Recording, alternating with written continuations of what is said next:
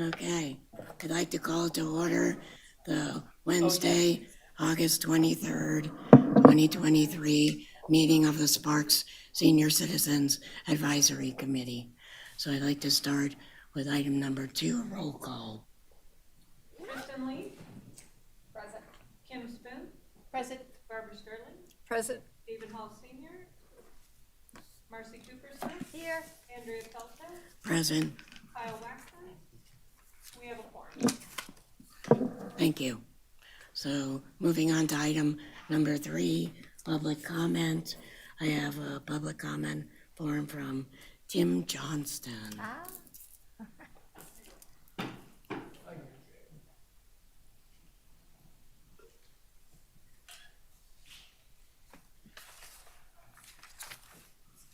This one? Yeah, both forms.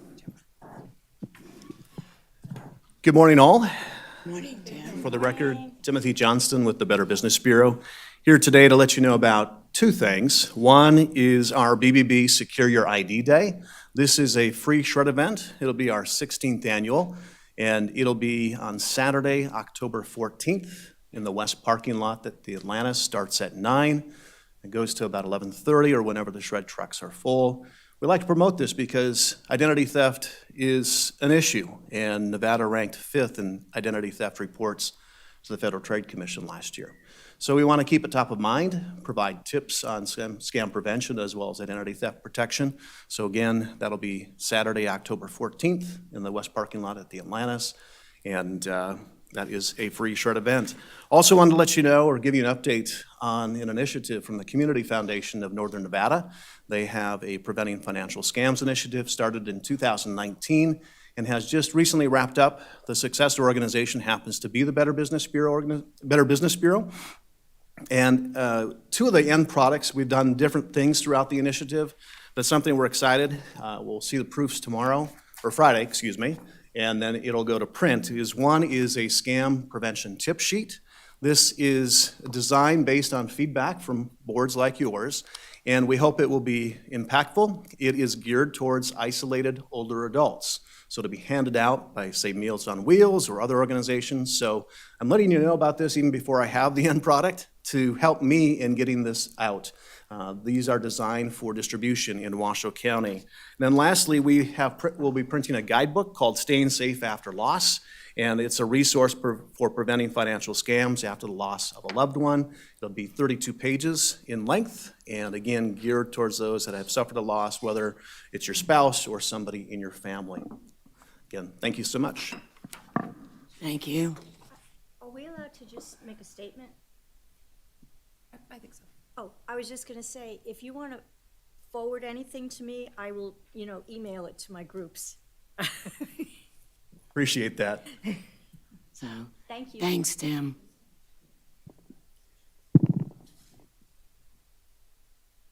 Okay, our next public comment is from Molly Rose Lewis.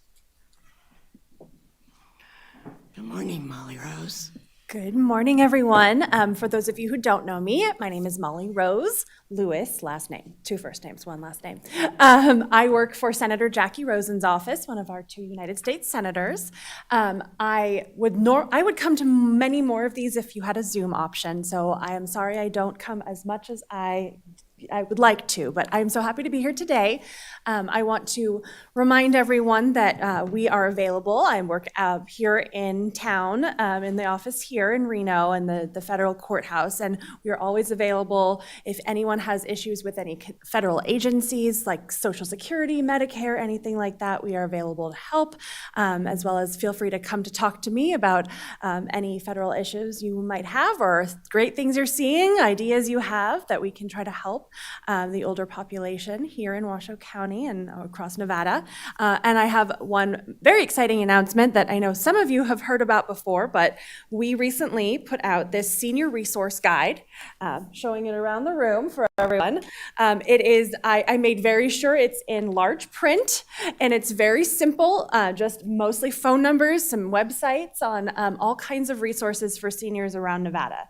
I have brought a box of them, which I left on the table outside. side for those here at City Hall or whatever you would like to do with them. And we are happy to get more whenever you need them. So feel free to reach out to me anytime. I'm happy to answer any questions you have about what our office can do and to help you if you would like. Thank you all. Just Oh, wanted to make yeah. a comment. I had an issue with the IRS, and I went to Molly Rose, and they helped.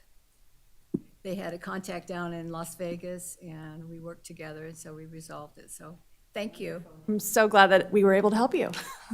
I was too. Yeah, right? So feel free to reach out anytime, even if you're not sure it's something we can help with, we'll let you know. Thanks. Thank you very much, Molly Rose. So, any other public comment before we go on? Seeing none, I'll move to agenda item 4.1, approval of the agenda. Can I get a motion to approve the agenda? This is Marcy Kupfersmith. I'll make a motion to approve the agenda. Oh, sorry, move. Kim Spoon, I'll second that motion. So, okay, I have a motion and a second. You need to press the button. I did. Did you? Second. Oh, this one. Sorry. Too many buttons, sorry. So I have a motion and a second one and a second. All in favor, say aye. And press. Aye. So Push any the button. nays? Okay, I'm not sure about Donna coming. Can I make a comment or? no. Okay. Got it. Okay, so motion passes unanimously. Okay, moving on to item 5.1, consideration and possible approval of the minutes of the Sparks Senior Advisory Committee meeting for May 24th, 2023. So I would like to make one correction to the minutes. I noticed that when I spoke about the event Hike for Hounds, it was translated into Hype for Hounds. So I would like to get that corrected to be HIKE. Yeah. So I'm making a motion to approve the minutes with that one correction. Can I get a second? Barbara Sterling, for the record, I approve. Second motion. Okay, I have a motion and a second. So all in favor, say aye and press your button. Aye. Okay? Motion passes unanimously.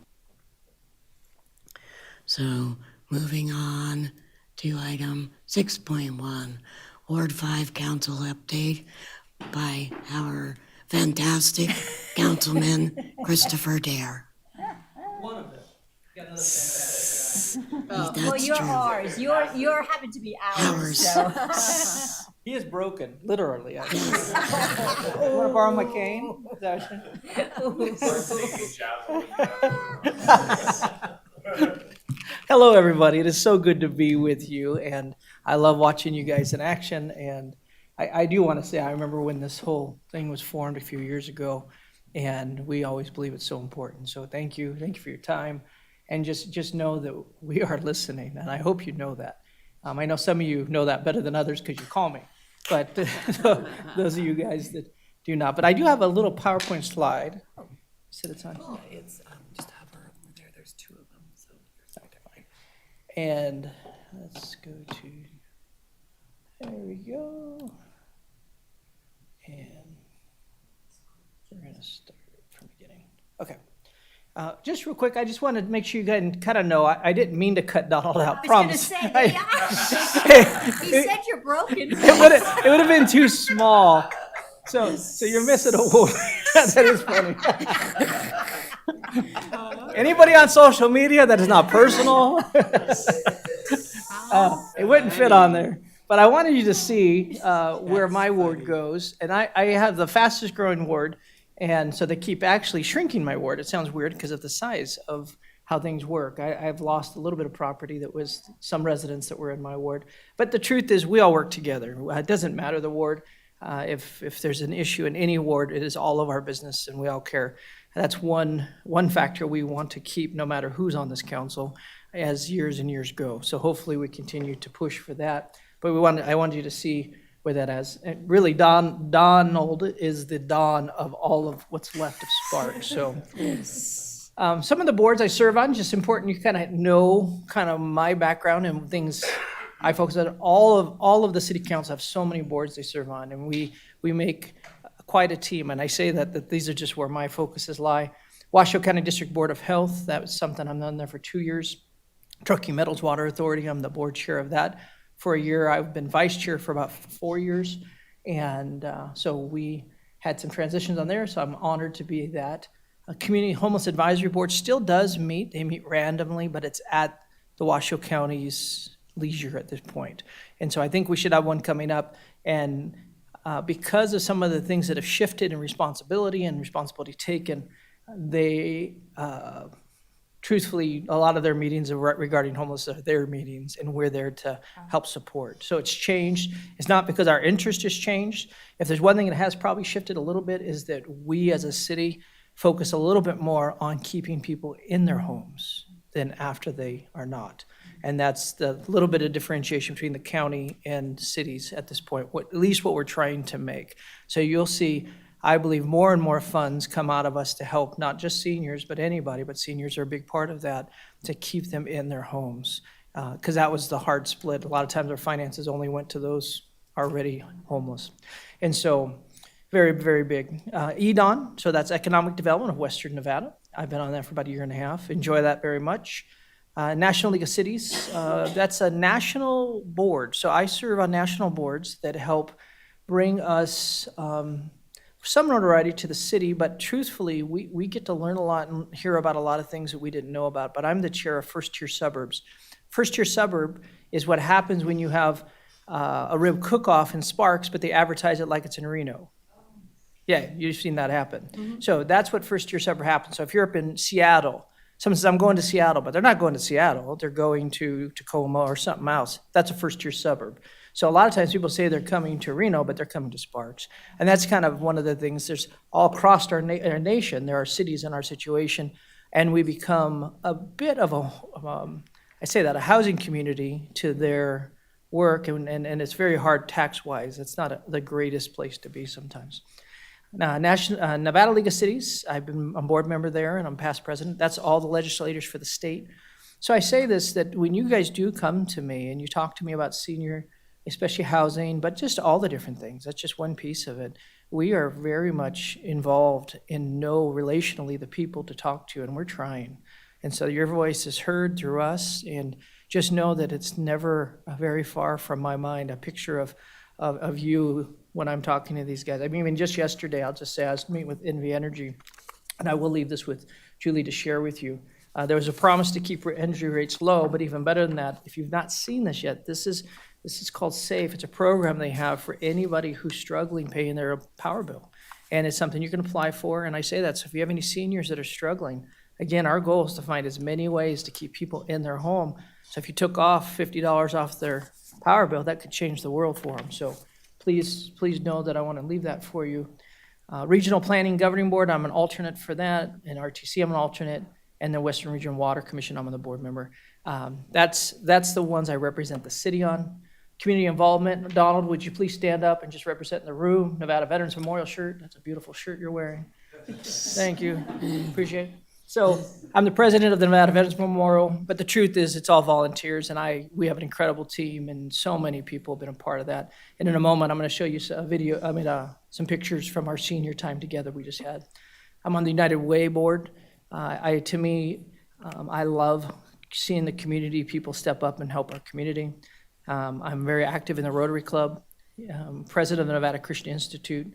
And then I'm an author for Senior Spectrum. Many of you guys know that, and I'm honored to do that. And that's just something I do voluntarily, probably now for about 4 years. And so it's weird how time just goes, and it's just what you do. But I really enjoy it.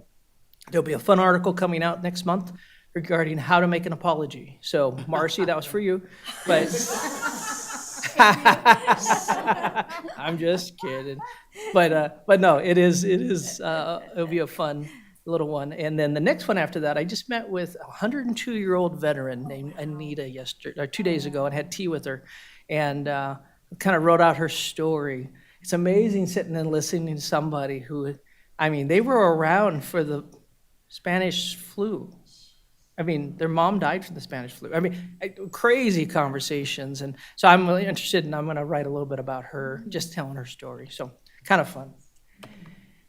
And then this is the pictures from our time together. We had a senior coffee time, and it was so hot. So I'm sorry the Lord did not listen to me when I asked for better weather. I talked to him about it afterwards, and he said, mind my own business.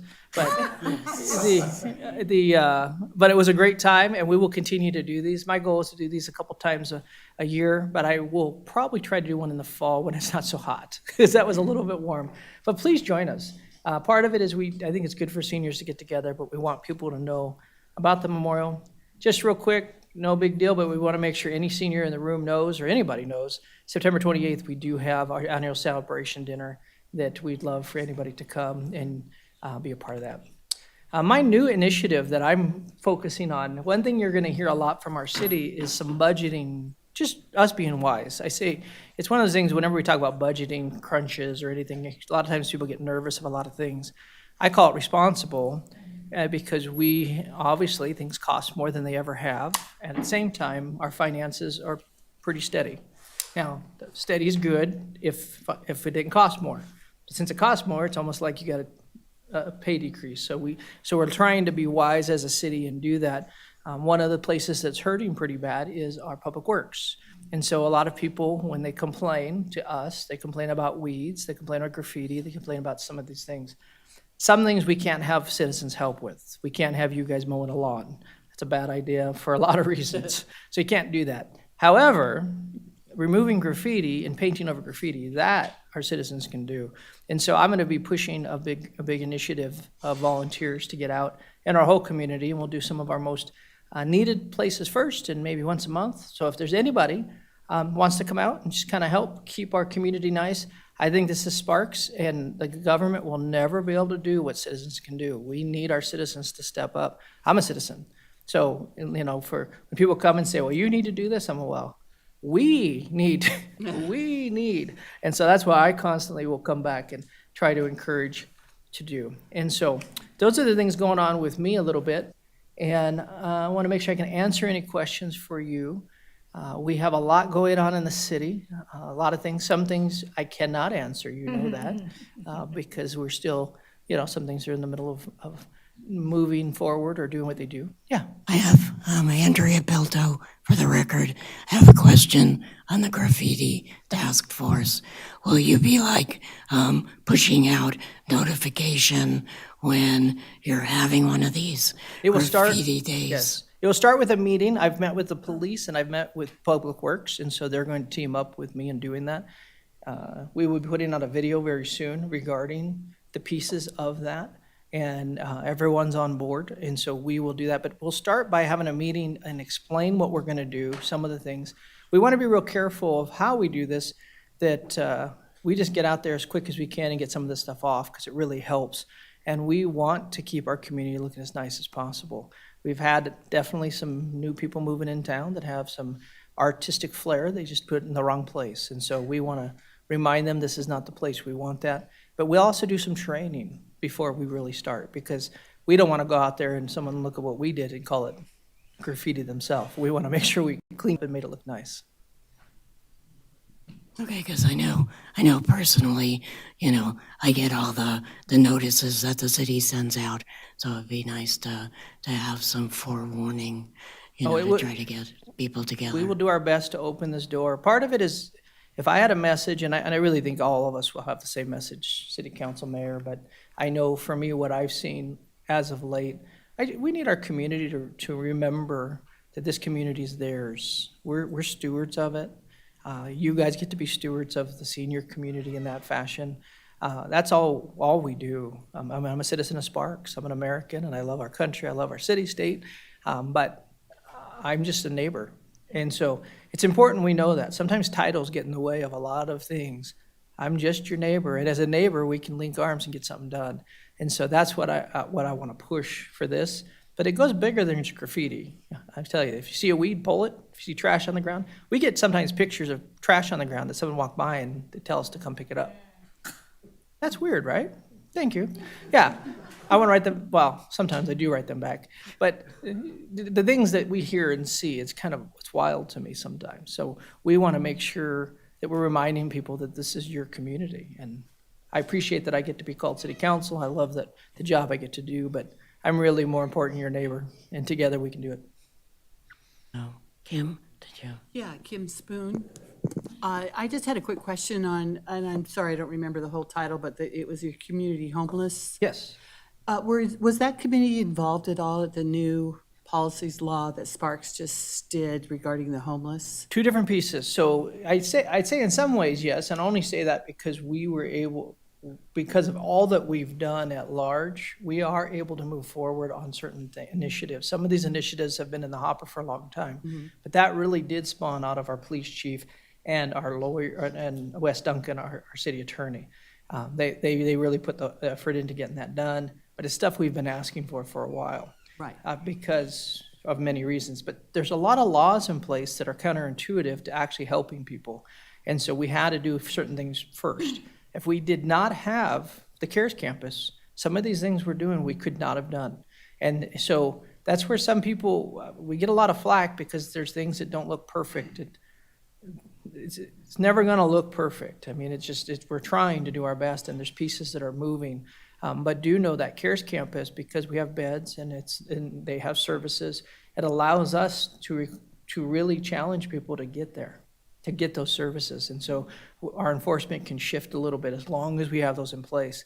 If we didn't, it would be a different story. And I have no problem with that aspect. I was just curious with the committee that you're on, if they were part of the outreach to see what needed to be done or what would help or that sort of thing. I just was. Yeah, just wondering.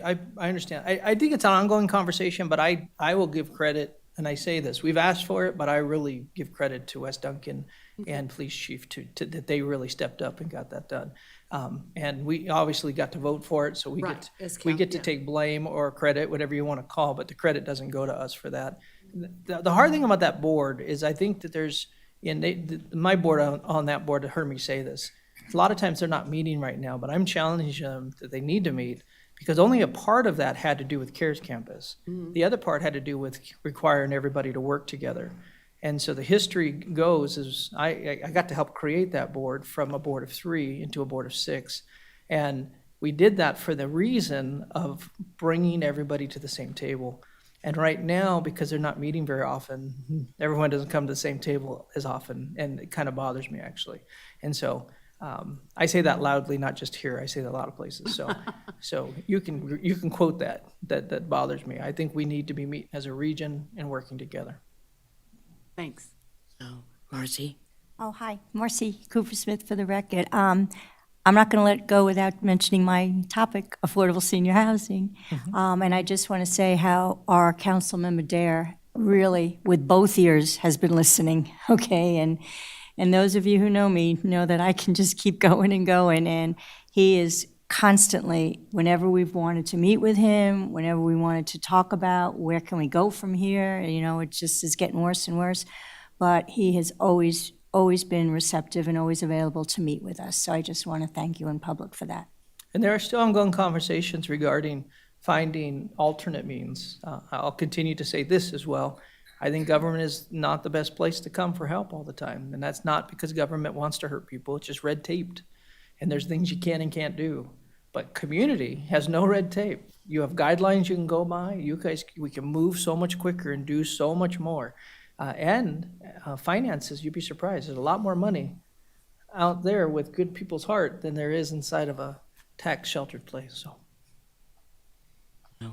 Anybody else have questions for Christopher? I don't have a question, but I noticed that there were a couple agencies a couple of months ago. One was a group, well, let me back up.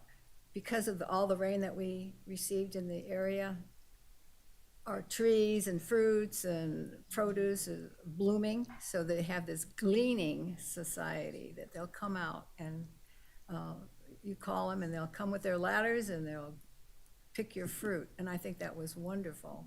And then in the wintertime, I believe Mr. Abbott told us about the snow shoveling agency for seniors and for anybody who needed it. So I thought that was good. That's an example of grassroots. 100%. In that gleaning That's group, I just saw wonderful. it for the first time this week, Yeah, I actually. thought that was I thought that great. was fantastic, and they go out and share that. And I can tell you too, if you guys ever want to understand more about water, I can tell you, I could do some, but we can also get people here from Tumwa Board to help you understand that we're not running out of water. A lot of times the press will tell you that, but a lot of times they're getting information from Las Vegas. Just know that, or regionally, like larger than us. Our region, we have to always pay attention to it. It is a commodity that we cannot ever close our eyes to. So we are constantly on it. But we have a huge reserve that we've only used 4 times in like almost 20 years. And so we are doing fine. And I say that this year is quite fine. We had an incredible year, and who knows what this winter is going to hit. And we're doing stuff in the future that will help make sure our kids and grandkids have what's needed. But those are good things for you to know when someone comes and says, why are you building? You have no water. Now, don't be wrong. You can ask why we're building. That's a whole other question. But water is not the problem. So, Andrea Belto again, for the record. So, I wanted to ask, since you're the chair of the Truckee Meadows Water Authority, can you speak to this water line company that Truckee Meadows has teamed up with, water line insurance? I actually know this group very well. I've watched them for about 10 years. They're in every city they're in every state and almost every main city across the country. So what they do, the problem what ends up happening is a lot of us think that if your sewage breaks or your water line breaks, that it has to do, your insurance will cover it. Or if it's not you, it's either the city's fault or somebody else. So some insurance is there, but there's this weird thing between your house and the sewage line or the water pipeline that is uninsured, and it comes out of your pocket. Now, communities that are really suffering from it are the ones that are getting a little bit older. So, 20, 30 years, 40 years, those pipes do just fine-ish. They might have their issues, but they start getting to a place that they start breaking. And they saw this like in Chicago, and they saw this in places. So that's part of why they ramped this thing up. And every one of us have these sectors. The only thing I'd say, if you live in an HOA, you need to talk to them and make sure what they cover and don't cover. That's probably the only area that I don't know about. But I know the people who run it very well. That's part of the National League of Cities that I work with. And so that's one of those things they brought. They've actually been bringing it to our city to put it out there for a long time. But I think it sits better in the Tumwa version. That's why I supported them sending that out, because it actually explains what it is pretty clear, and it does help. Now, the plumbing side of it, there's 3 different options on that. The plumbing's questionable. That's like almost, I think they're extra, that if someone has the money and they really want us to be fully insured, there's some way to do that. But those other lines are something to really consider, especially if you're living in an older home that is just aging, because those things do happen, or some, earth shifts, you name it, all kinds of things. But if you're not insured and they bring you a $15,000 bill out of nowhere, you're going to be like, I can't pay that, right? Who just has that laying around? That's a very difficult thing. Barbara Sterling for the record. They also offer, and I think it's important too, the water line is one thing. Then you've got the sewer line that's connecting. That's even more. I say both of them. Yeah. See, both of them are crucial. Yes. It's the plumbing one, it's the indoor plumbing, the one that I think is cherry on top for them. That I'm not saying not to do it. I'm just saying I don't think it's as crucial as some of the other things. You can get a friend to potentially fix plumbing, or, there's things you can do inside. But those 2 lines, you're right. The sewage line and your regular water line are 2 things. And it's just the space between your house where the city begins and your house is. There's this gap of insurance that's not in place. And the company offers right now just the water line, but if you check them out, they've got the sewer line, so you can also Yeah. get insured for that. I think that's more expensive when you think about it. Well, and I think the sewage line is what they started with. So the sewage, you're right. The reason water got focused on is because it's Tumwah. We don't do the sewage. However, the sewage line, you're 100% right. They both of those lines are crucial. They did say if you do sign up for the sewer part of the program, that if our city comes back and offers this program with the water line, they'll reimburse, or they'll, make it good. Thank you for that. Yeah. Question, Andrea. So, Yeah, any other 'cause- questions? Yeah, I've gotten that solicitation for many, many, many years. And it's only recently that I see they partnered with Tumwah to make them look more legitimate, because I always thought that they were totally a scam. Yeah. Well, it's funny. That's part of why they like to partner with cities. The one thing that we as a city are careful to do is to take a business, put it next to us, and what they do or don't do makes our city looks good or bad. So it's just kind of a little more difficult to do that. But Tumwah, we felt that was an appropriate place to do so. But I've walked with them since I've been in office. So 7 years now, I've known who they are. And people have been using them for a lot of years. So they're legit. The thing coming from Tumwah, be known that there might be something that somebody else puts out that is not good, but if it's the group that with Tumwah, that's a legit group. Anybody else? Well, thank you so much, Councilman Dare. Well, thank you. Well, I want to get a picture with you if I could. Am I allowed to interrupt to get a picture? Can I go up and take a picture with you? Oh, of course.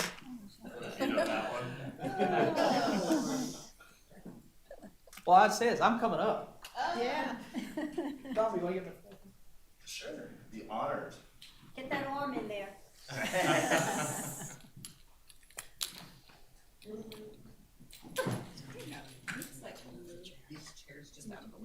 Hi. Well, my cane's over there if that tells you anything. Yeah, that's how you do it. Say, whoa. Okay. Move the chair. I'm doing good. Come on, you come right here. Yeah. I'm not taller than many people, but I win. To the left, to the left, to the left, to the left, to the right, to the right. I'm not-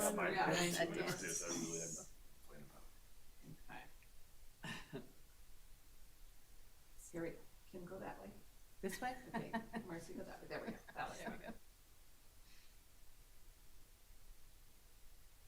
All right. Thank you. Oh, that was Thank fun. you. Thank you. Thanks for the picture. Real quick.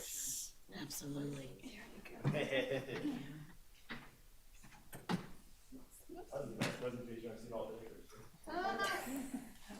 It was the only presentation I've seen today so Feel far. free to call me if you have any questions, and do any of you guys, do any of you need my card and don't know my information?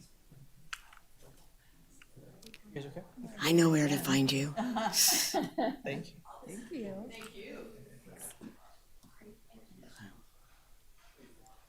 Okay, moving on to item 6.2, presentation and discussion about the Committee Ambassador Program by David Morlett. Did I pronounce that right? So, thank you so much for coming down, David. Oh, thank you for having me.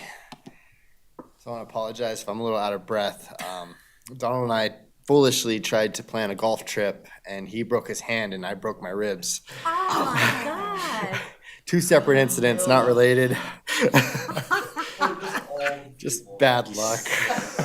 You're old people. You think it's bad now? But thank you very much for having me.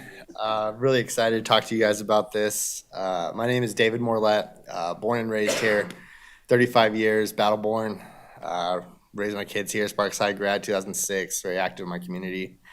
I work for the city of Sparks, wastewater operator out at the treatment plant. I absolutely love what I do. It's just something I'm really passionate about. Fun fact about me is I bury treasure. So when I die, crack my safe, there's going to be some treasure maps. All right, about this ambassador program. This was inspired in part of my good friend Donald and I. We go to a lot of grand openings, project announcements, you name it. And I met somebody there from the Chamber of Commerce who does have an ambassador program. And I sit on the Sparks Citizen Advisory Committee, and we recently just approved this program. And I think it's really, really something that's going to get us active and involved and give us some direction. And also, one of my biggest things is just getting some of these seats filled. We have these great committees, and we learn a lot. We get a lot of information. We have the ear of our council people. Let's utilize this. So basically, what an ambassador program is an active presence with local businesses, public infrastructure improvements, and community events. So it's just, again, getting us out there where it's happening. Here's an example at the revealing of the Veterans Memorial. This would be something that we would show up to as part of the ambassador program. Why? Why do we need this? Why do we want this? Again, community engagement. Again, this was for Sparks Citizen Advisory Committee, but it helps us with awareness and involvement. And we also get to support local businesses.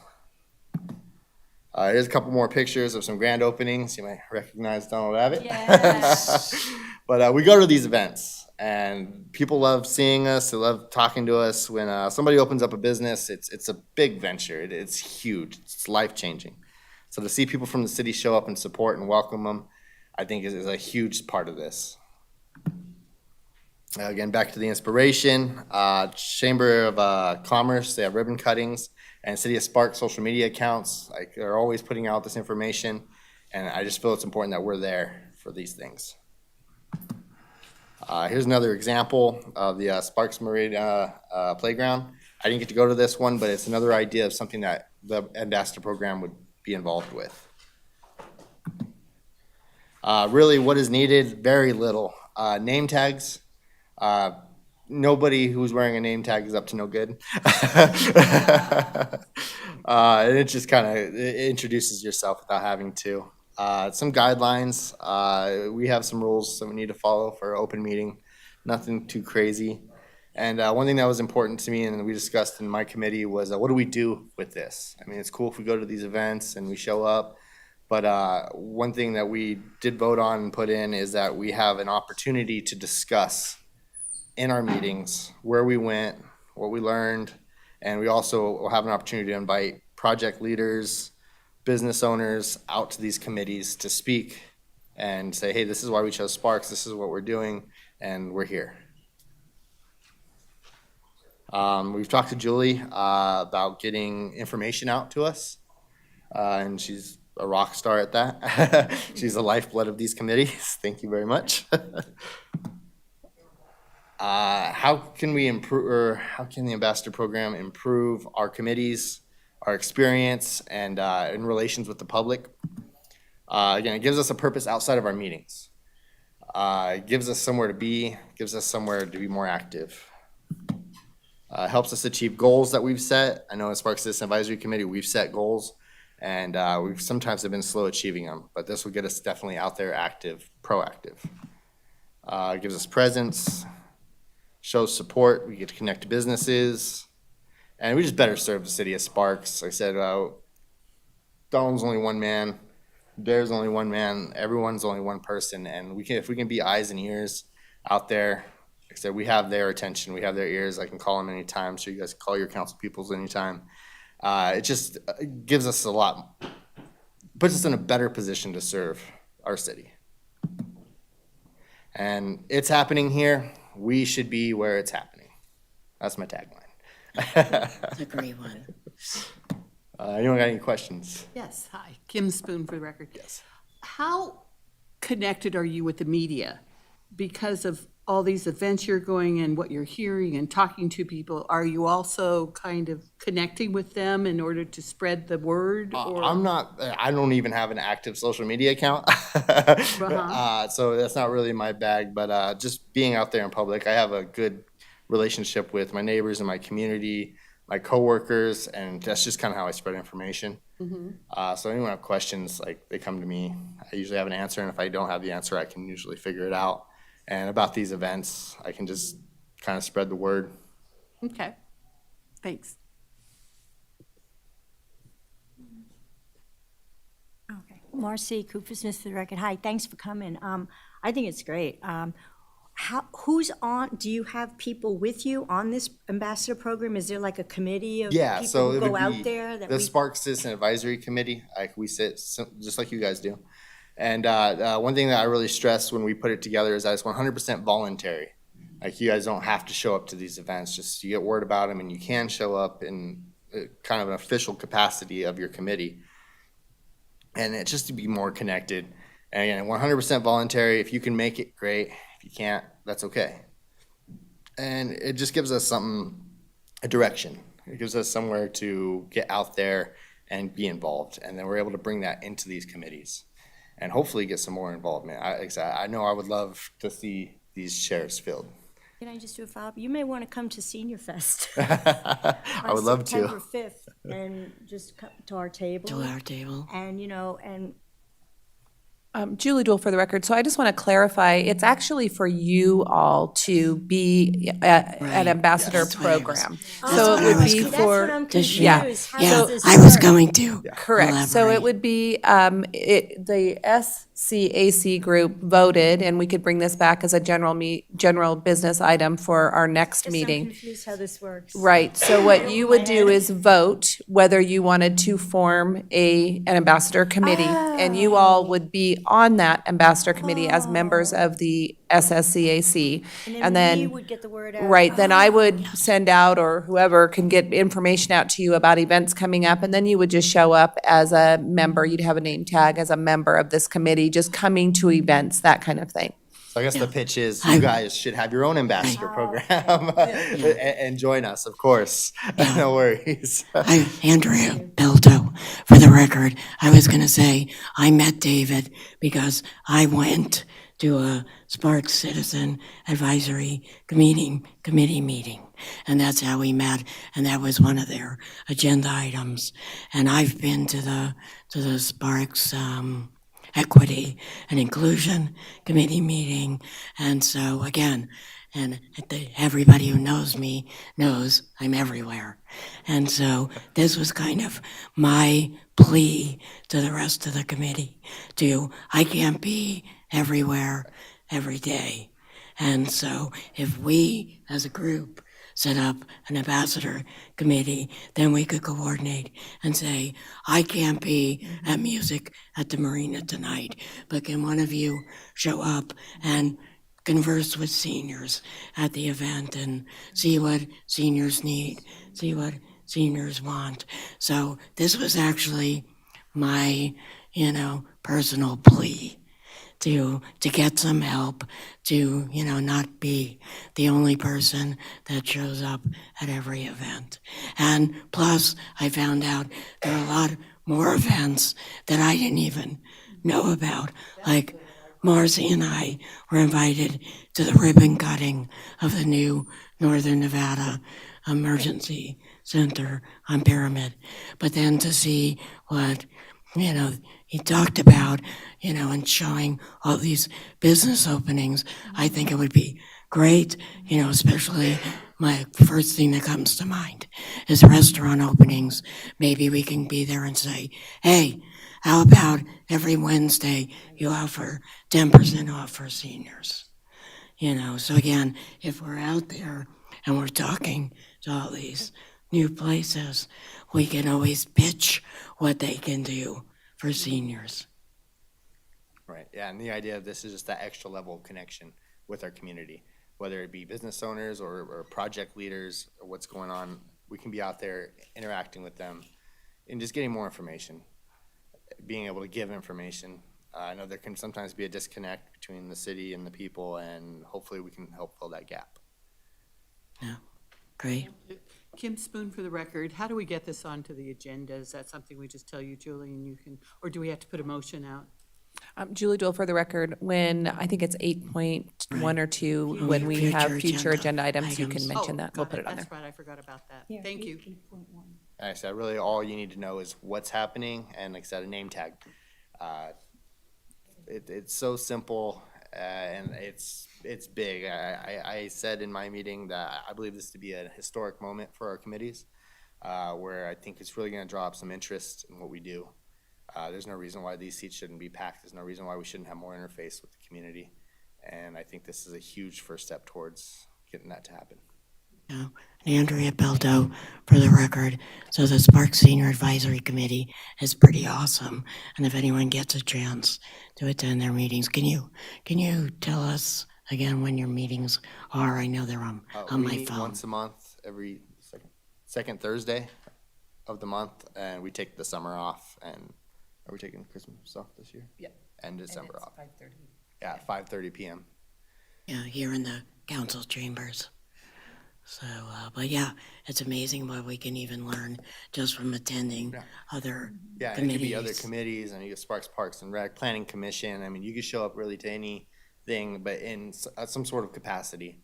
And like I said, one of the biggest things that we did when we did pass this on our committee is we gave us a slot to discuss what we were doing, what was going on, without it having to be a big agenda item or anything. And that would also be the slot that if we invited a business owner or a project leader or something in to discuss, they would also have an open opportunity outside of the 3-minute public comment. And I think that was probably pretty big in making this happen. Well, thank you so much for Thank you coming for having down. me. I appreciate it.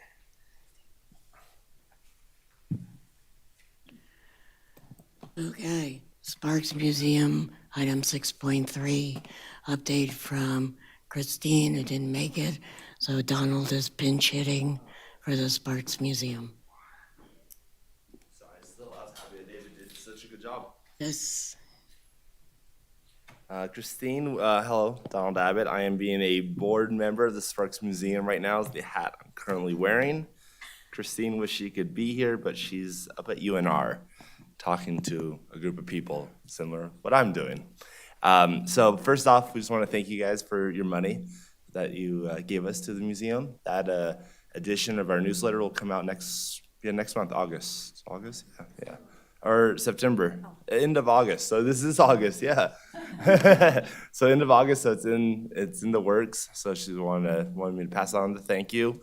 If you guys have ever been on a tour of our train, downtown Sparks, the last train tour by Dick Dreiling will be this Saturday at 10 a.m. Dick is just, those years are just catching up, sadly. And so he's stepping away. And so he dresses up as a full conductor. I will also give a shout out to the city. We just recently fixed the wigwags that are out front. They haven't worked since I was a kid, I think. Like, I don't remember them ever working, but they make the ding, ding, ding, and they go back and forth. So we'll have that operating this Saturday. So if you're able to make that, it's a great tour. And then we have 3 neon-related programs going on right now. If you go upstairs in our culture, in our upstairs room, we have a 3-quarter exhibit of Rick Vegas Rick. I think it's Vegas Rick. It's lit up, and we have photos of all different neon throughout Sparks and Reno that are up there. And then we have some other programs that are going on that are neon-related. We have Lifescapes, meets the 2nd and 4th Tuesday each month, and it's a seniors memoir writing program, and they're looking for volunteers. So if you guys need any more volunteering, there's some opportunities at the museum, as well as to volunteer just at the normal museum too. Always appreciative. And then the last thing I have for you guys is the Sanford Center of Aging RSVP program at UNR has a partnership with the museum now, and folks that join either place can get connected and get mileage reimbursement to and from the museum for volunteering. So we just had our volunteer appreciation lunch Monday. Shout out to Councilman Dare and Councilman Anderson and Councilwoman Bybee for attending that. The volunteers are very appreciative of that support. But yeah, there's a great partnership that we have going on at the museum. And like I said, I can't stress it enough, we can always use volunteers, no matter if it's once a month or if it's 20 times a month. So that's all I have for the museum. Hopefully there's not too many questions. And Andrea Belto, for the record, and really no questions.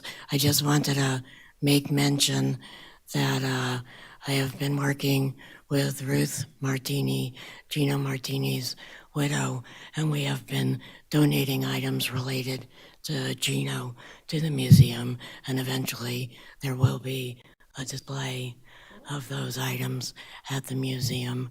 And also, you know, I actually have never gone through the museum, and I know, you know, Christine offered and actually took Ruth, but I was busy doing something else for a tour of the museum. But there is a ton of stuff down there that if you have not gone through the museum, I suggest, and I'm sure Christine or any one of her volunteers would be more than happy to take someone for a tour through the museum. Marcy Cooper-Smith, thanks, Donald, for the presentation. Well, maybe we can get a private tour, our committee. I can always get one too. For I have me, you'll keys get to the some place, so. volunteers out of it, you know? Yeah, don't twist my arm to talk about Sparks history. Like, but that's doable, definitely. We can always do something, as well as you always become a member and get our quarterly newsletter so you can see what we have. Cool, awesome. I got to put the plug in for membership and volunteers. I'd be a bad board member if I did it. So, Other questions for Donald about the museum? I guess other fun stuff I just thought of, we do have newspapers.com available at the museum, as well as Ancestry. So if you have any interest there, it's all free. We have a little public research library, so you can go down there. We have every yearbook for Sparks High School, Reed. We're working on HUG. Now HUG's just a 1 year, first year in Sparks, Excel Christian School. So there's a lot of cool stuff we have going on in that library that's available for the public if you have any interest in digging in, which it's a trap to go to newspapers.com and start reading articles. You'll sit there all day. But yeah, so lots of cool things happening there. I'll gladly help on a tour whenever you guys are interested, or if you want to go down during normal hours, that works too. Okay. Cool? Thank you very Thank you. much. Okay, moving on to item 6.5, Debbie Gunderin, or 6.4, I can't see. Debbie Gunderin presentation and update of what's happening at the Sparks Library.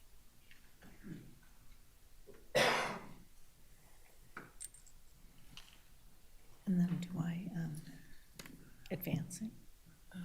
Yes. Okay.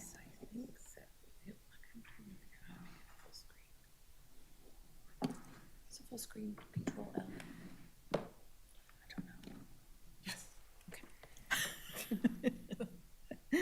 Debbie Kunderman for the record.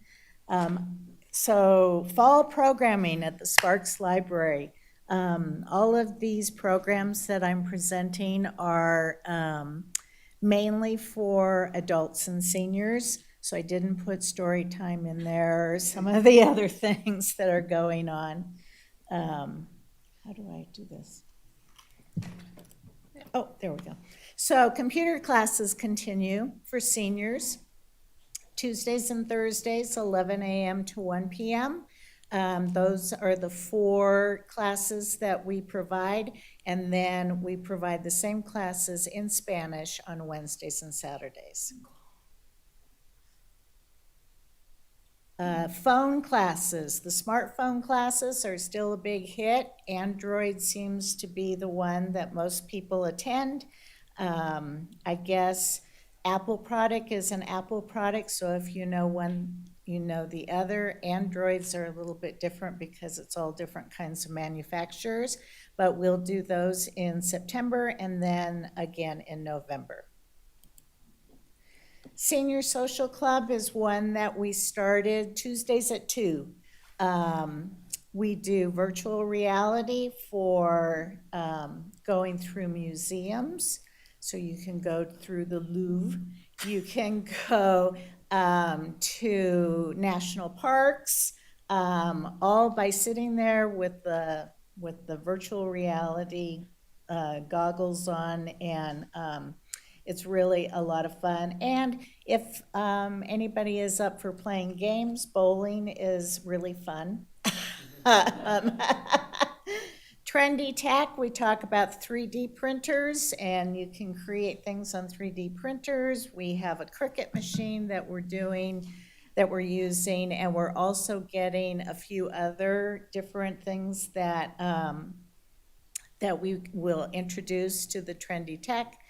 Board games, we have lots of board games that people can come. We'd like to get a regular card game group going, but this has just been going on through the summer, so we're hoping to pick it up.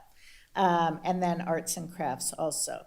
We have a connection with the Pioneer Center. They're doing some senior-oriented programs that we can take advantage of, and so we thought that that would fit perfectly in our senior social club. So there'll be some talks about Sparks history and some music programs, and so we're starting to incorporate all of those. Make and Mingle is the fourth Sunday of each month, and we do arts and crafts, and then just give seniors a chance to get to know each other and talk and get them out of the house. So in September, we have the wood burning hanging signs, which isn't really wood burning. It's a process that then looks like it's been burned. But so we're excited about that. Recycled paper jewelry and collage book covers. We have our Four Seasons Book Club that meets the first Saturday of each month. These are the books that we will be reading up through January. So that's a good group. That's a really fun group they're very interesting to talk to. And discuss, yes. Upcoming special programs, we have Thursdays of Terror to get ready for Halloween, some classic movies, and so come and watch those, 4:30 in the afternoon. Thursdays are our late nights, so we're open till 7, so 4:30. Thanks to Kim Spoon, we're doing an end-of-life planning program. It's interesting, we had talked about it in our programming group because we had a librarian whose father had passed away suddenly and didn't know what to do. And so we were saying, gosh, we really need this. And when Kim was doing this for Senior Month, I said, let's do it here too. So thanks to her, we're being able to offer that program. Cryptocurrency Scams and You is going to be put on by the Washoe County Sheriff's Office and using local examples of things that are going on in Washoe County. In Tune Tales, The Grinch and Other Classic Holiday Music. This is we've kind of promoted it to children, but I think that this is really something that seniors and adults would really enjoy also. And they also do one of the senior, Pioneer Center senior programs that we're signed up to do. We're doing a color guard for Veterans Day. The Sparks High School Junior ROTC will be presenting the color guard on that day, and we'll have a Veterans Wall of Appreciation in the lobby that month. Book a Librarian is still very active. This is where seniors can come in and they get one-on-one attention to trying to do any one of these items. And we're always there to help.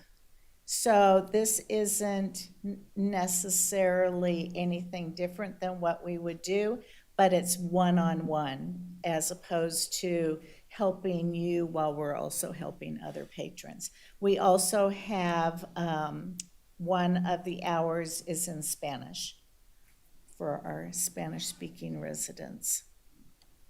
Homebound Services has picked up, and this has been, and I'm the one that's been doing the delivery. It's been a very eye-opening experience. But for anybody who, and I realize how important reading really is to our senior population and how important it is to get those books to them when they can't make it to the library. So this has been, it's been a process to get it started, but we definitely are off and running with this. So that's good. And of course, we have our digital collection. If you have problems with downloading Libby or anything, come into the library. We're always willing to help. And a lot of the devices, they can blow up the font. And once they learn how to maneuver through it, it's a very easy process. We had somebody in the other day who can't read anymore, but she can listen to books. So we got her set up on that so she can now listen to her books.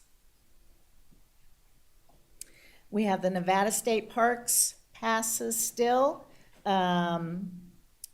Every branch has 2 passes, so we can't put them on hold, we can't save them, but you can look up in the catalog to see who has a pass available at that time.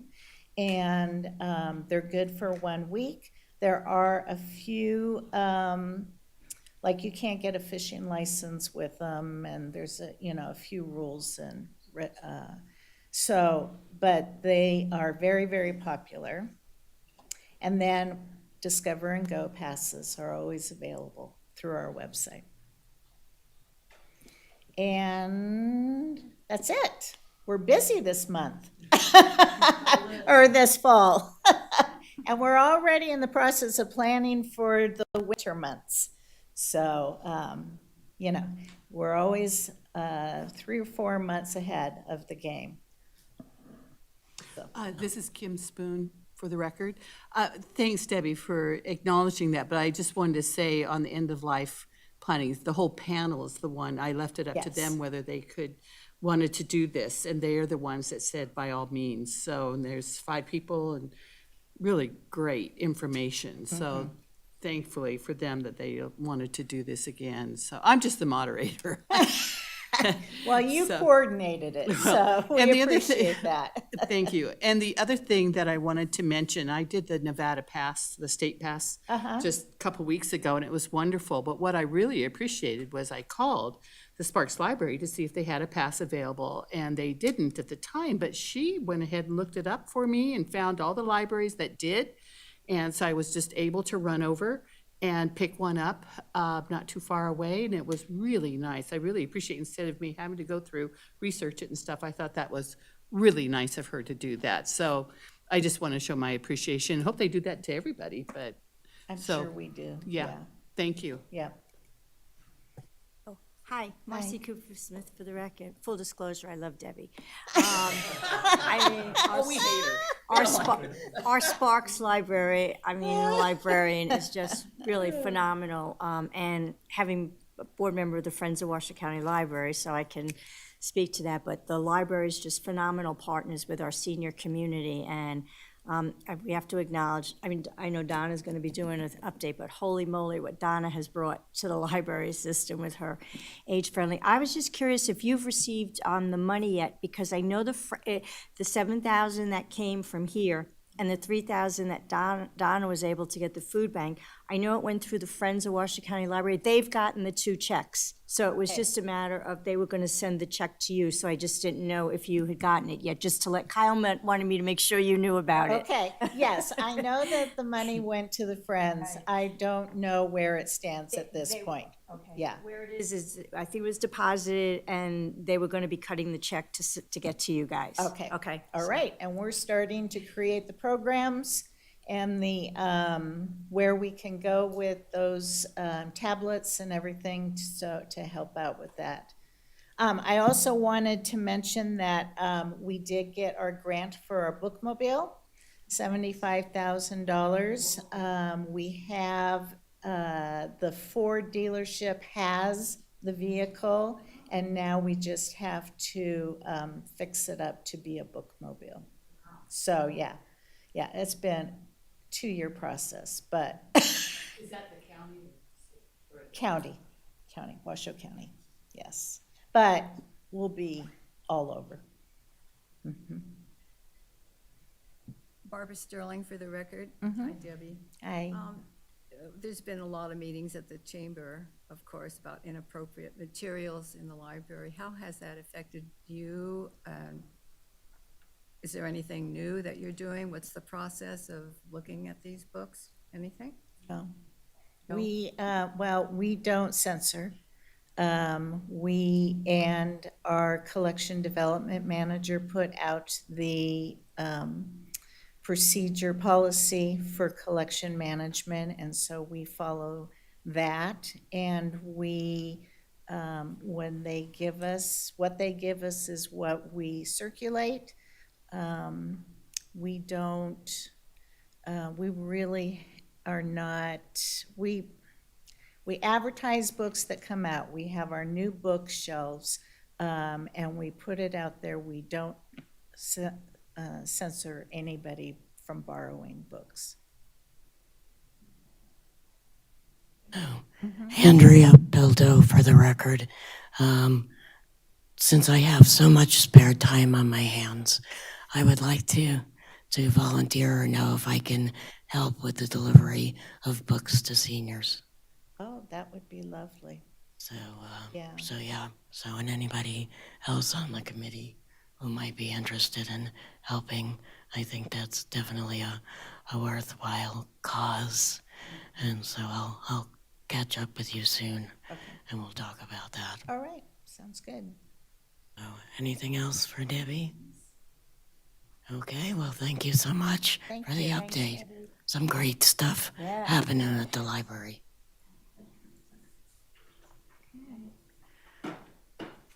Okay, item 6.5, update about age-friendly initiatives from Donna Klontz, Northern Nevada Senior Advocate. Hi, Donna.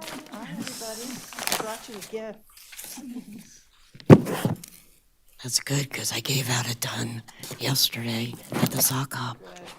Did you? You had some good. Okay, I can give you some more too in the box. Here. Good morning, senior board and staff. I'm Donna Klontz. I am the Northern Nevada AARP volunteer that works on our age-friendly programs. And I brought you a gift today. I brought you a box, so there's about 1,000 of the new elder brochures in this box. We've got 23 boxes like this that were paid for by the grant that provided the resource fair dollars that we got through the last monies from the Hello Project that went to the food bank and Truckee Meadows Tomorrow. They had a little over $11,000 left, and they asked Larry Weiss and I, since we'd been really working with them on what they were doing when they had their grant going, if we could come up with some ways to spend this last little bit of money that they still had left here in Washoe County. And we said, of course we can. So since fall until now, as you know, you participated with us at the resource fairs, working with our libraries, and they were great. We saw around 400 seniors. We had probably 40 plus providers that do all of the programs and resources, private and public, all over the county for our senior community, so that seniors who don't do technology could come in person to the library and talk to a provider and get help, whether it was caregiving or transportation or housing or medical, Medicare, you name it. That all happened. Y'all were there, so you saw that. So that was a big part of what we used the funds for. But we had about, most of it left, because the resource fairs didn't really cost a whole lot, because all of us were volunteering our time. So we decided we needed to update the info brochure. And so we found a local, actually a Sparks printer, who did the brochures for us, redid them. Marta Malone and I did. And so I'm giving you guys, as your board, this box so that you can split it up, get it all over the city of Sparks, to your seniors, to your city desks, every place that you can think of. But this one's yours. Marcy and Steve have a partial box. Andrea's got some already, but I wanted to make sure that we gave at least one of these to you today. We'll have boxes of these at Senior Fest, and they'll be all over the place. So please have them on your tables if you're going to be there. Give them to everyone, because we don't want these things in the boxes. We want them in the hands of the senior community, because inside each one of these brochures is a real quick and easy telephone number and website for everything that you can think of from recreation, Sparks Senior Centers in here, to suicide prevention, veterans issues, transportation, social service, you name it, everything we could think of, food, housing, and so on, is a quick and easy resource guide for everybody. And we originally started this, wow, back in, I don't know, 2015 or 16, and it's been updated, and now we've done it again. So this is for our 40% of seniors that don't know how to do a smartphone or don't know how to do the internet. So information and outreach is a major piece of our age-friendly plan. Another part of it is housing, and the third leg of our stool is transportation. And so on housing, I don't know if Marcy told you about what we were involved in yesterday. You know, Marcy's big idea that she's been talking about for several years is finding some landlords that will do 2 to 3 year leases with set amounts of rent increases in that lease, so that a senior who has the ability to pay their rent knows what they've got coming next year and the year after, rather than having the lease up within a year and then going, oh my gosh, I can't afford this anymore, and having to move. So she's been working tirelessly, and it is part of our age-friendly plan to support this idea and help Marcy and the rest of us to promote this idea. So a developer from out of state, from Colorado, is building a 400-plus apartment unit complex in the city of Reno, and has agreed to set aside 30 or more of his apartments to do this short-term lease, or this 2 to 3 year lease idea, Marcy's idea, with the seniors, so that they've got it built in, whatever the rent increase. And he said it would be no more than 4.5% or COLA, whatever it turns out the economy is doing at the time. So we have a developer, we have apartments that aren't built yet, but the idea is one that's going to be alive. And there was another developer in the audience when we were at the county commission yesterday, supporting his project because he was trying to get an easement okayed by the county commissioners, which sounds like it's gonna go back to staff and get worked out, we hope.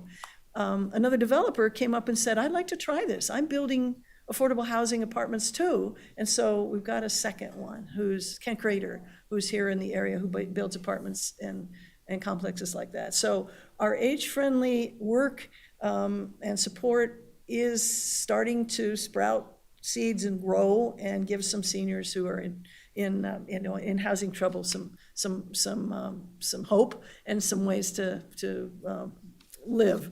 I wanted to say one more thing. Part of what we did too, we finished off the resource fairs. We did 8 of them. And then Food Bank said, we'd like you to do a few more with the money you have left. We'd like you to do a few more social outreach style things. And so we suggested locating a couple of senior apartment complexes and taking lunch, and also taking the brochures and the resources and the socialization piece. And we met the seniors that are just down the street from you here, the Lincoln Way senior apartment folks.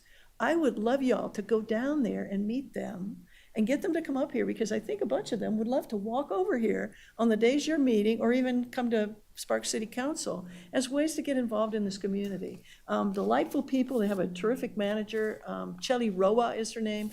And so if any one of you would like to make a connection over there, you've got a lively group of about 45 seniors that we had a terrific lunch with and had a really good time with. We did a second one in Reno at the Vintage at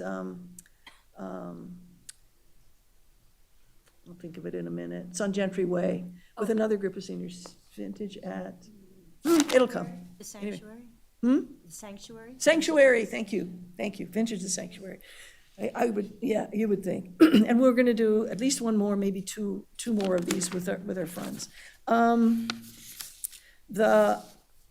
other part of the grant involved also continuing to connect with our libraries. So as Marcy said, we gave $3,000 of the grant to the Friends of the Library to be able to give to Washoe Libraries, to be able to make up the difference of the grant that you were only able to fund 7,000 of it with your ARPA funds. We gave the other 3,000 of some of this grant money so that they can do that whole $10,000 buy of the computer equipment that they need to be able to teach those technology classes. So thanks to both of us, we're gonna help more seniors in the future learn the technology that they need. Age-friendly surveys. So far, yeah, guys, we need 400 of them for y'all to move forward to do your planning on your Sparks age-friendly plan. So far, 9th Street's got about 250 of them. I had them print another 200 for me yesterday, and I'm going to bring them to Senior Fest. So I'm gonna you'll be at a table somewhere, I'll be at a table somewhere. We're gonna spread out those surveys as best we can. Washoe County should be there as well, so we can take those 200 surveys, and between all of us, we could get that other 150 of them signed. We're hoping a couple thousand seniors roll through Senior Fest this time. If that happens, have clipboards, have pens, and we'll get those surveys to you. We gave them out to our 2 luncheons, and we got 45 of them back. So seniors are fine to fill them out. We just need to get them in their hands. Explain what it is and say, hey, your senior board is going to use your ideas to put together some plans that serve what you say is important to you. And they say, whoa, they're going to listen to me. And we say, yes, they are. So senior surveys for Senior Fest. I don't know if there are any more. One of the other activities that we've added is Paradise Park. And I know Christine and her husband Nick are wonderful. What shall I say? They spend a lot of their time and effort at Paradise Park. They walk that park and they help keep it clean and even do things like trim back weeds and nastiness and work on the homeless problem that's there that's going on in Paradise Park that is scaring the neighbors, that's scaring the seniors from getting out and using that park and walking around in that park. Even though it's a City of Reno park, it's right on the border of Sparks. And so lots of Sparks residents too are affected by that kind of fear factor that goes along with Paradise Park. So I wanted to let you know that's an activity that we've started, walking on Wednesdays. I didn't bring one of the flyers because I left Mac, it's Wednesday, so we did an 8:30 walk this morning, and I left Mac Rossi there to do the 10 o'clock walk with the folks that are there at the park.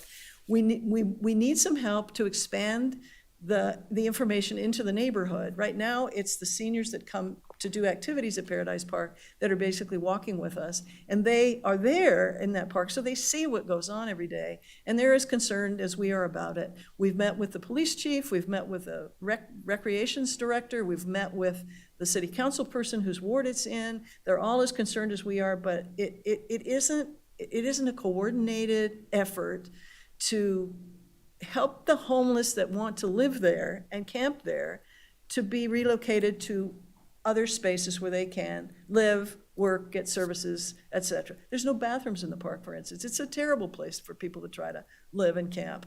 So I saw recently the City of Sparks Council just did some major action to enforce the rules about Sparks Parks. And we'll be talking with our Reno Police Chief and group about, I know they've got the same kinds of statutes in place, but the enforcement it's falling through the cracks. So the folks that are camping there get told to leave in the morning, and by a couple hours later, they're back. And continuing to do the same stuff that causes people a bunch of heartburn, and it just doesn't belong there. So yesterday I spoke to the county staff member who's in charge of a lot of the county work that's going on with the homeless shelter, with the CARES campus. And we're going to be talking about them adding car camping service space to be able to have a specific resource where folks could be referred. Go to the CARES campus, you can park your car, there's services there, you might have to sleep inside, but blah, blah, blah, blah. Anyway, that's to be worked out. So our age-friendly group is working specifically on this one space in the world of our seniors who are there doing activities there at Paradise Park all the time, to try to make life a lot better, to make it a lot more age-friendly for everybody. If we can fix it for the seniors, we can fix it for all of the community that lives around there. So our next step is to walk the neighborhood and take our flyers and invite the folks living in the houses and the mobile homes. We've got Housing Authority, and we've got the 10-story, 8-story VOA building of seniors. So we've got 1,500 to 2,000 seniors that live right there around the Paradise Park area. So I appreciate Christine and Nick's work and help. We're all a lot frustrated, but little by little, and we're teaching people how to report what they see to Reno Direct or to the parks maintenance folks or to the police if it's an emergency kind of situation. So teaching people and giving them the power to speak up if they see something that they know is going wrong in the park is also part. That's what this little half sheet is about. And I left all my materials with Mac, and I should have brought them to give to you today. So I think that's it on all of the things going on generally with the Age Friendly Project. We do a Zoom every fourth Tuesday at 3 o'clock. Usually Andrea or Marcy are on that Zoom call. They were a little busy yesterday. But we had about 12, 15 people on the call talking about all the things that are going on with age-friendly programs in Reno, Sparks, and Washoe County. So it's alive and well. Looking forward to seeing your plan come together. Let's get those surveys done. Questions, comments? Okay. Thanks. Tremendous senior advocate for us. I don't even know how many years Donna's been doing this. 20. She wrote me into it, that's how. So if you have a problem, it's Donna's fault, okay? You're stuck with me. I just want to say, I apparently heard from the mayor of Lincoln Way Apartments. He's the mayor of the best building, like me, the National Enquirer. Great. So Bob Ogden. So I thought we, maybe Andrea or whoever, we could meet with him for a coffee or something, Barbara, and, introduce ourselves to him and find out if he would like a group of his residents, that they could meet with us. But I need to meet with you, Donald, because they're having an issue there with, there was supposed to be a phase 2 building there, and it's become like really noisy with trucks. And they park and they don't allow the tenants room to get their cars out of there. So I mentioned to him that I would mention it. I said, I think your council member is Council Member Abbott. And so I would, anyway. And then we were gonna update both Council Member Abbott and Council Member Dare. What a wild Board of County Commission meeting we had yesterday. It's a project in Reno. We wished it had been in Sparks, but because it's something that is going to hopefully help the senior community, we were there in force. The issue is the easement is on the sheriff's property, and where TMCC and Desert Research Institute. If we can't get this 20-foot easement, this project's not going to move forward. So we were trying to get the commissioners to vote yes on the easement, and it took 3 votes that they're finally going to send it back, like Donna said, to county staff to see if the developer and the sheriff can figure something out, because the shooting range is there, and therein lies the issue. But what the developer is willing to do, not only set aside units, he is going to put up his own senior rental assistance nonprofit. And he and several of his partners are putting in their own money, big money, to help seniors throughout Washoe County who cannot afford their big increase, help them stay where they are for a year.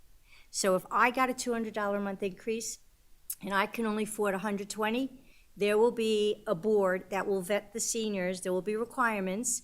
We would go to this board, hey, can you give me my $80 a month for a year so that I can figure out what I can do? But if we don't get this project built, we don't get the nonprofit. So there was a lot at stake, which is why you knew yours truly was going to be there. And Andrea and I did meet with the sheriff to try and figure out, hey, is there something we can do? We happened to be meeting him a day before the meeting. So, and everything he told us, he spoke about yesterday, right, at the commission, and he said, I knew you guys wanted to meet me about this, and he said, I know where you're coming from, here's where I'm coming from, and as long as, we weren't gonna get pulled over for tickets because we were gonna go against the sheriff, we were okay, because we were gonna come to our attorney if that was gonna happen. But he said, no, I know this has been your big issue and everything, so we're hoping that now that it's gone back to the county staff, that maybe there's some way this can move forward, because what I really said in public comment was the nonprofit to me was gonna be the bigger loss if the development doesn't go forward, because the development will probably take 2 years to build, even though they're ready to start, but the nonprofit is ready in 4 months. So anyway, any help we can get, and we can keep you in the loop. We don't know when it's coming back on the agenda for the county commissioners. It was, right? I don't know if they set a date, but they were gonna take it to staff, and so that's what Donna was, was talking about. So that's where we're at with that. So thank you.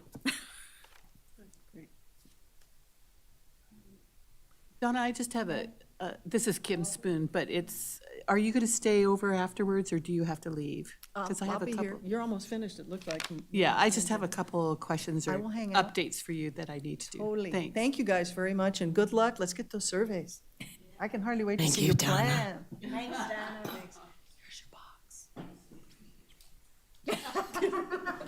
Okay. And now we move on to our very handsome There's your city gift. attorney. So item 6.6, presentation by Sparks City Attorney regarding senior initiatives. I'm happy to be here. Do I look like it? Sorry.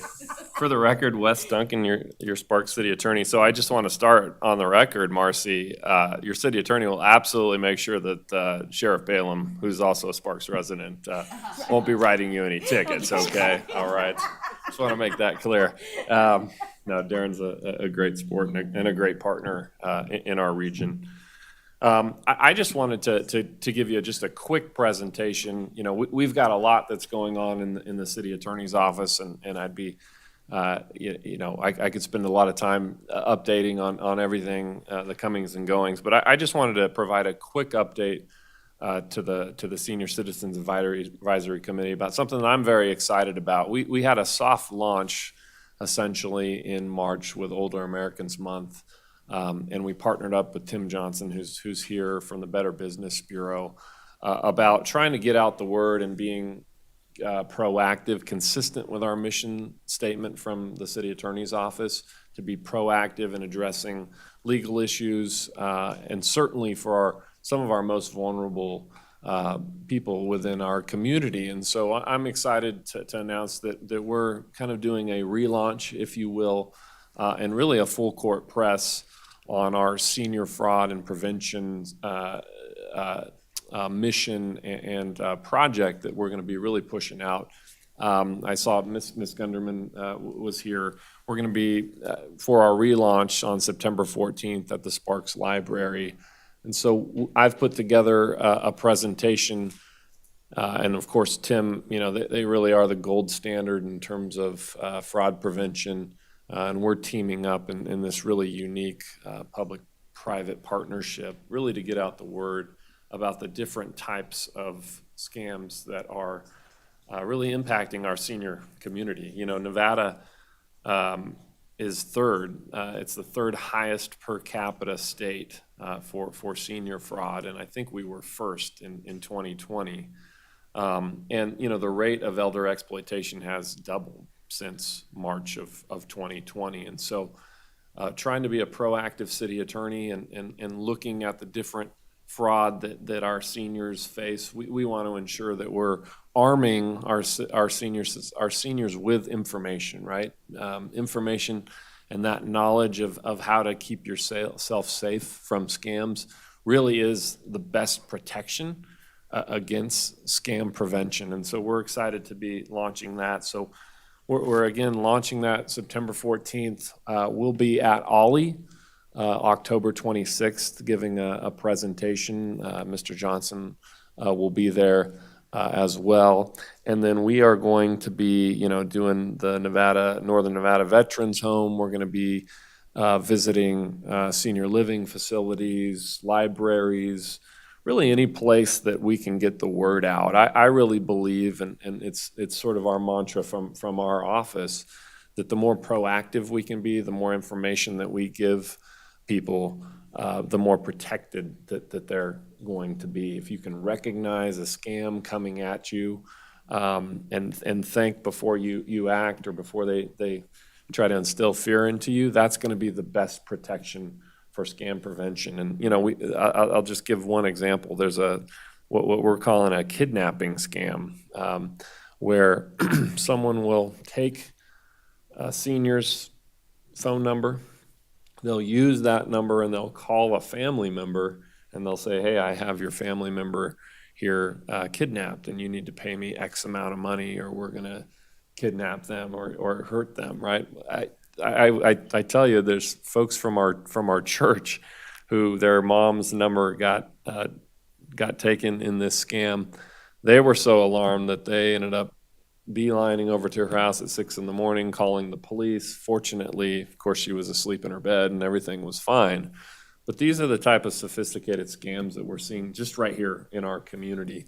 And of course, you'll have email scams and your telephone scams and your phishing scams that you see on social media and all these different things. And so I just want to make sure as your city attorney that we're again, arming you with information and protecting people who've, lived their lives, maybe have saved a nest egg, or maybe are living on a fixed income and can't afford to be taken advantage of in the ways that some of these scammers are taking advantage of people in our community. And so excited about that initiative. I think from my perspective, if what you could do for me, anywhere that you think would be appropriate for us to go give a presentation or to speak, I hope that you'll reach out to me. I'll leave a few of my cards here, and I know all of you know how to get a hold of me. But please reach out if you think, hey, this would be an appropriate venue for the city attorney's office for me to come speak and to get the word out. We'd really like to have that opportunity. We've launched a lot of different initiatives within the city attorney's office. We did a domestic violence initiative. We did our Safer Sparks initiative. I know there was a mention of the HOPE ordinances and different things that came out in the last couple of weeks. And so this is just an extension of our mission of trying to be proactive and really trying to protect the community and doing all we can from our office's perspective. And so if you have any ideas about somewhere where I haven't thought about where I should be, please let me know. That's all I have for you today. Welcome any questions if you have any. Marcy Cooper-Smith, thank you so much. The seniors love when you come to the Sparks Senior Center, right? Andrea can attest. Senior Coalition. I like the root beer floats too. I'm on record numerous times that I love the root beer floats. So yeah, keeps me coming back. I'm just thinking the Senior Coalition would be a perfect place for you guys to present, okay? And it's always the first Friday of every month. So I can reach out to you and find out what Fridays, would work for you. But my God, all the people that go to Senior Fest, that's who come to Senior Coalition. So I think that might be a perfect. Yeah, that would be great. Thank you. Kim Spoon for the record. I've worked with a lot of vulnerable seniors in the past, and I don't know how much they are doing this now, but sometimes our first line of defense were the bank officers. Seniors, I think, may still be going to the banks. I'm not sure how much of them now do their banking online, how much they go to the bank. Still, I'm not sure if that's a situation, but it was the bank officers or the tellers that would be sounding an alarm because they get to know these people and they know that if someone's coming in for this big, withdrawal or whatever, that there's something up, or if the cab driver is with them all the time and getting the money out or whatever the situation is. I know the banks at one point were giving seminars and teaching their bank tellers, what to look for and that sort of thing. But in this day and age, with the internet and such, I'm not sure how much of that is getting done anymore. And so that would be the only thought that I did. They saved many people from being scammed. So I don't know if that's a thought that, I don't know what they're doing now. So just a thought. Yeah, no, I appreciate that. I think kind of you identified the issue with that is that everything, our lives have moved so much online, and seniors are using online resources, and that's where they're really being targeted at, that's where the fraud is occurring. Folks who still go to their neighborhood bank and still bank in that manner, you have kind of those people watching out for them. And so I'm not sure, candidly, how much of that education effort is being done by your large national banks or even your local credit unions or your other local franchises. So that might be something we can explore. I think for us, we're really going to be focused on that online and doing those efforts. The other issue too is caretaker fraud. It's a really big issue in our community, and we'll be speaking about that. I mean, when I was a prosecutor at the DA's office, I saw so many instances of caretaker fraud where someone would come in, befriend someone, even a family member.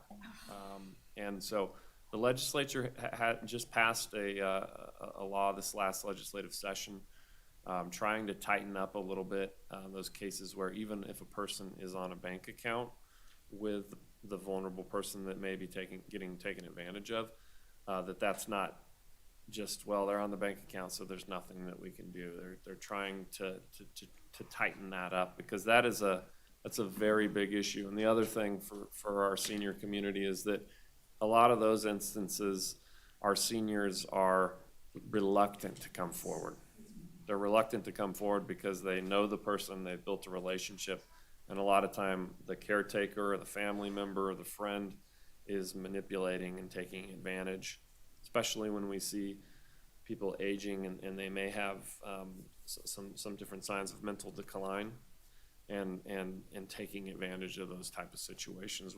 I always tell people in those cases, you want to absolutely ensure whoever's being taken care of, a caretaker, that those persons are licensed, they're bonded, they're a legitimate company, that you're checking in routinely with your loved one or your friend who is getting those type of care services. So we're going to sound the alarm about that as well, try to bring the awareness to that, because it isn't just simply the online stuff, which that's a huge portion of it, but it's also the caretaker and those type of scams as well. Barbara Sterling, for the record. How about artificial intelligence? Are you finding that's a big one coming in now? So I think all, this issue is coming up upon governments and elected officials very quickly. The level of and candidly, I'm getting myself up to speed. AI is an emerging issue that could have dramatic fraud effects, right, on seniors, especially when you're able to mimic maybe loved ones or those type of things. And so, for us, that's why I think these type of campaigns are important, to be able to raise the awareness and raise the issues of, like, if you're seeing these things, you can't always, what you see sometimes is not always something that's real or that's legitimate. And so the rise of AI, the rise of all these different things are going to be fraud challenges for all of us moving forward. And the thing that we should be doing is trying to arm people with as much information as possible.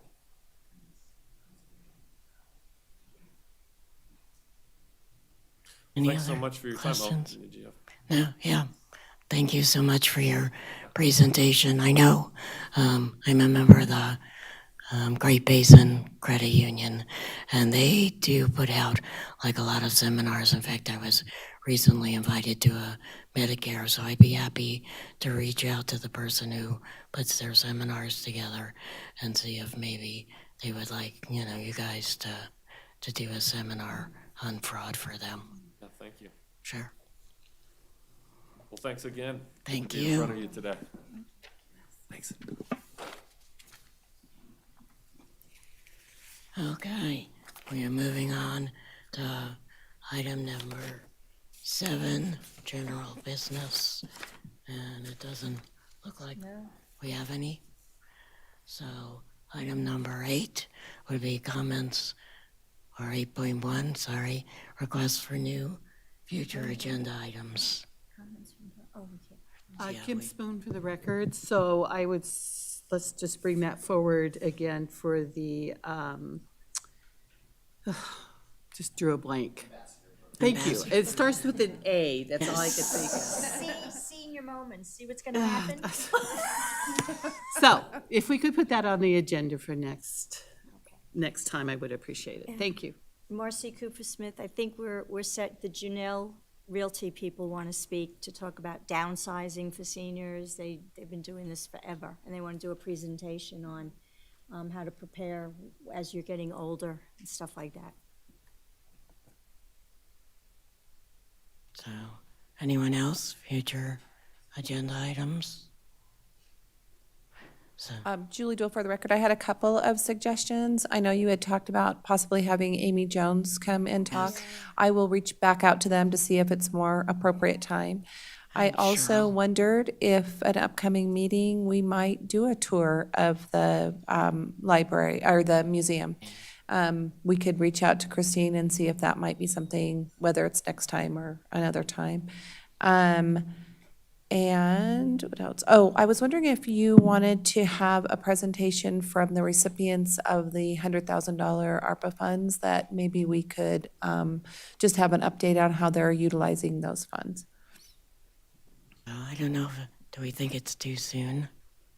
It would be November would be the next meeting, so it could even be the following one after that, something to think I was about. thinking maybe in the new year. I kind of agree with Kim Spoon. I kind of agree with that. I think a couple, 3 months might not, I don't even know they're getting their money. Right. So I would They like should to, have received it. yeah, I would like to put that for the February meeting. If that's a February meeting, yes. 6 months, Yeah. I know we've also been trying to get Cheryl Hiding. Yes, I did forward her the invitation. She sent her apologies for this meeting. It was something that came up that she had to handle, but I will reach out to her again for the November meeting.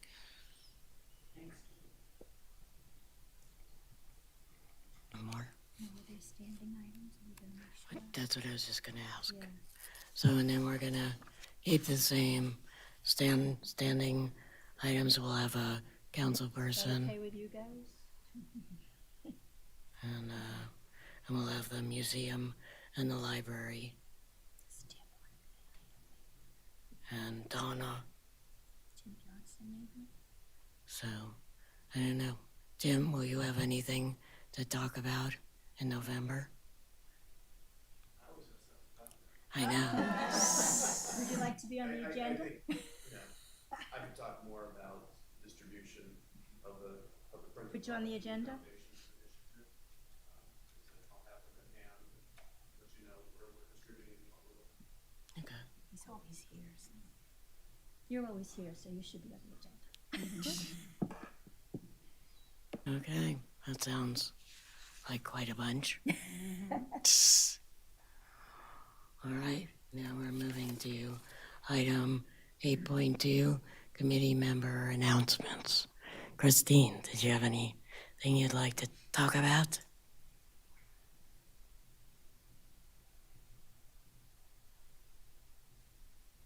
Christine Lee, for the record, no, not on offhand. Okay, Kim? Kim Spoon for the record. I just going to, although Debbie was nice enough to bring it up, this end-of-life planning committee on October 10th, the panel is not just for seniors. It's a lot also for families of seniors, so they can help their parents or whoever deal with this situation, end-of-life planning. But it's also good for them to deal with wills, trust, things that have to happen, hopefully before you're a senior. So I just wanted to put that out there. Thank you. Marcy, no announcements? Well, Barbara, I'll do your announcement then. Barbara Sterling. I don't have any announcements, but I think this ambassador program would help because we're having a problem getting seniors to find out about events and participate. Like yesterday, we could have used a lot more seniors up there at that chamber conference. So, yeah. So I'm all for it. Okay. Marcy, well, I'd like you to talk about your Fun Fridays. Oh, They're yours. Actually, okay, the Fun Friday at the Sparks Senior Center.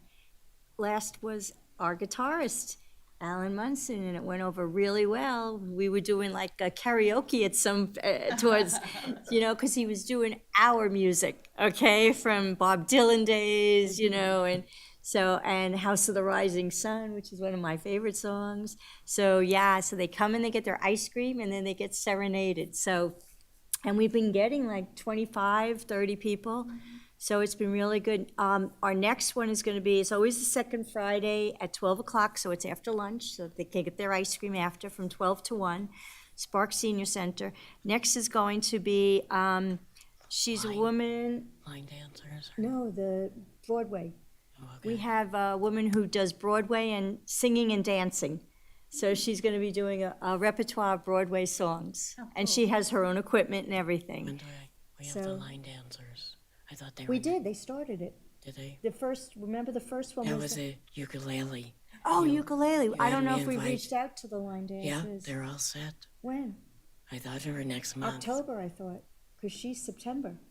So we'll have to work on that. Okay, we're gonna have to figure out who it is. So we're gonna have line dancers and Broadway and Right. and We'll be back to back, whichever one is September, then the Yes. other will be October. and then hopefully, since I missed Ellen's, maybe he'll come back sometime and do another one for us.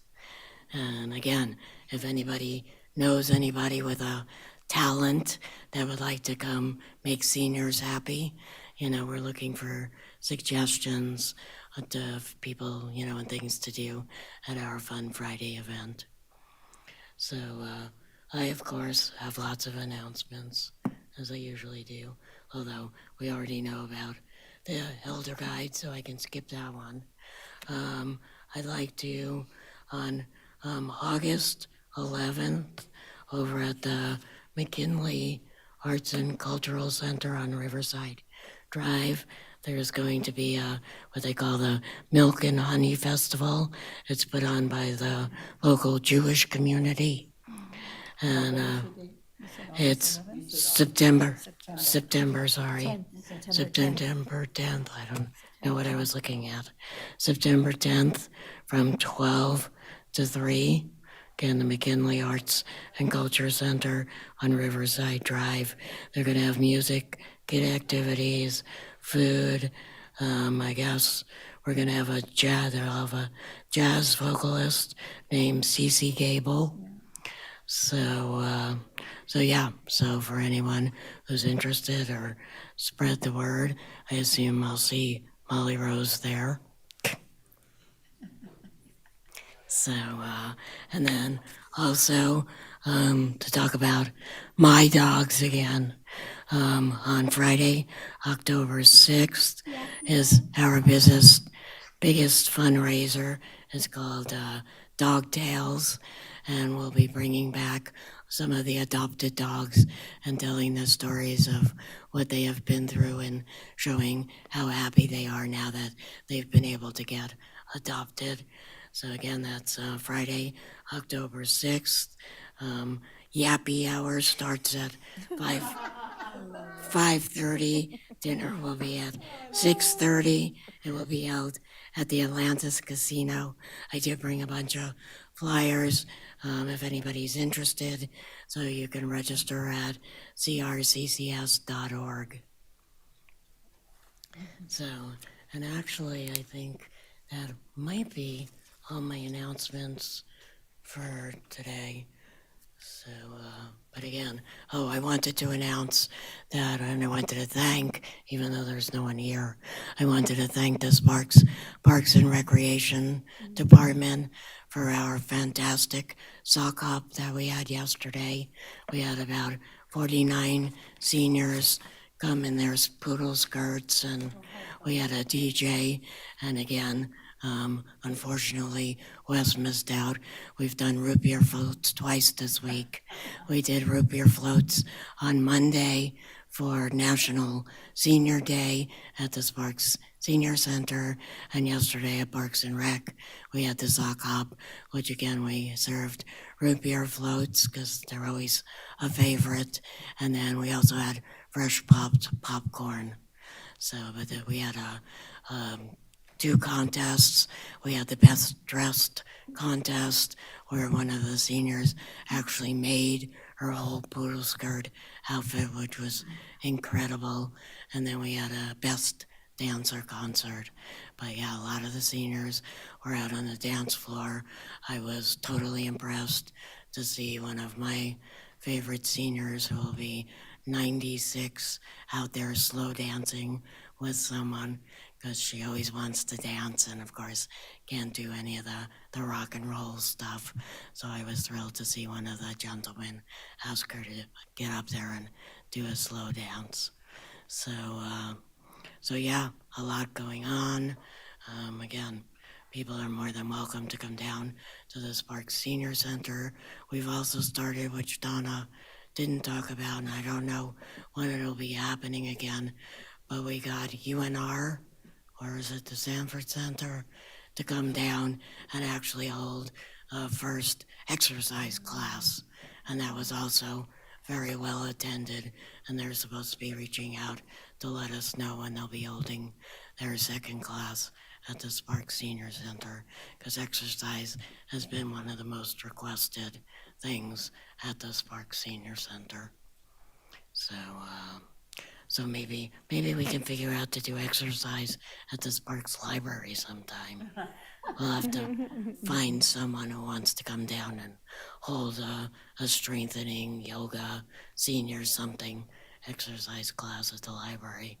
We'll ask around and see if maybe we can find somebody willing to do that. So, and yeah, I would like to invite everybody to come on and have lunch. I know Christine goes down there quite often to have lunch. Yeah, today, and I must commend, even though he's not our commissioner, Commissioner Mike Clark, for those of you who don't know, is holding senior lunches at all the congregate meal sites. In fact, I will be having lunch with him today out at the Spanish Springs Library. So the Lazy Five complex.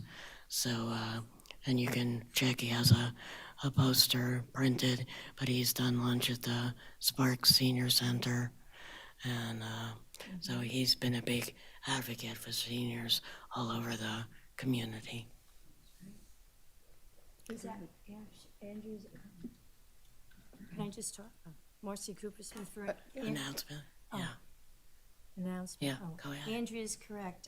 Commissioner Clark and he was very well received at our Sparks Senior Center, and only commissioner that I can remember doing outreach like this to seniors. I can't think of any other commissioners who have put themselves out. He's going to places that he's not even their commissioner. So it's pretty impressive when we can't get some of the other commissioners to come, including our own new one. But I don't want to say anything. So, and I think that's all I have to say. So we can move on to staff liaison comments, I believe. Yep, Julie Jewell for the record. I wanted to thank Andrea for really keeping me updated on a lot of the upcoming events at the Senior Center, and encourage you to continue to do so that I can get it out on social media. One of the mediums that we've been using is Nextdoor, and I think that is because it can go out to anybody in Sparks that's on Nextdoor. And so we've been utilizing that to really get the message out about some of the events and stuff that are going on. So please continue to keep me updated, and I'm happy to get as much information out there as we can. I was really glad to see my employee was out there yesterday at the sock hop taking pictures, and she just had an absolute blast and said it was just so much fun. So she had a great time taking pictures and is putting out a cute little reel today, a little video that about just with a bunch of pictures. So I think if it didn't already, it's going to be out there today. Just a couple of announcements. Music at the Marina is next Thursday. And then the last Thursday in September, I really encourage y'all to come out. It's so much fun to get out there, and everybody, there's been some great crowds. It's been really fun. And I will be sending out emails to our SCAC committee about upcoming events. So I will include you, since we won't have another meeting until November. I'll just include you on those emails. And I did already in advance order some new name tags for the SCAC committee. And I know that some of y'all have some, but I don't think some of you do. So I went ahead and ordered some for you as well, just in advance, so that you can wear them to any events that you'd like to go to. So I'll be including you on those emails, so be expecting more emails from me about upcoming events. I do get emails from the Chamber of Commerce, and if there's Sparks events, I'll usually try to include those in there. But that's really all I have today, so thank you. Yes, thank you, and yes, I'll definitely try to remember. It's just, I run around with like a chicken with my head cut off Even sometimes. a quick text is Yeah, good. okay, good to know. Yeah. So I will look at my calendar and see what I have coming up. So, moving on to item number 9.1, public comment. So, I guess Mr. Munson would like to make some public comment. Welcome. I'm so happy to see you at our meeting today.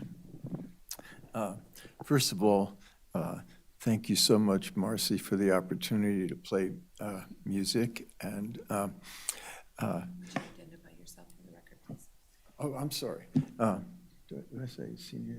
You just say Ellen Munson. Alan Munson, resident of Sparks. And the reason I sort of wanted to introduce myself because I was interested in becoming an alternate on the Senior Advisory Committee. I'll just tell you a little bit about my background. I moved here from California. Don't run away.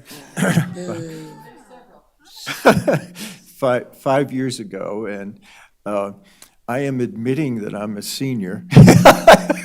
First, I won't tell you how old I am, but in my late 70s, but